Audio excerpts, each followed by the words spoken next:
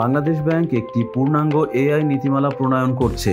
এর মূল উদ্দেশ্য ব্যাংক খাতে এআই ব্যবহারের নিরাপত্তা নিশ্চিত করা এবং প্রযুক্তিকে কাজে লাগিয়ে খাতটিকে আরও আধুনিক, স্বচ্ছ ও কার্যকর করে তোলা। কেন্দ্রীয় ব্যাংকের তথ্য প্রযুক্তি বিভাগের 7 সদস্যের বিশেষ দল ইতোমধ্যেই কাজ শুরু করেছে। পুরো প্রক্রিয়ার সমন্বয় করছেন নির্বাহী পরিচালক মোহাম্মদ জাকির হাসান। আগামী 2 মাসের মধ্যেই আন্তর্জাতিক মানদণ্ড অনুযায়ী একটি খসড়া তৈরি হবে। বাংলাদেশ ব্যাংক নিজস্ব লার্জ ল্যাঙ্গুয়েজ মডেল তৈরি করার পরিকল্পনা নিয়েছে। এতে বিদেশে তথ্য পাঠানোর প্রয়োজন হবে না।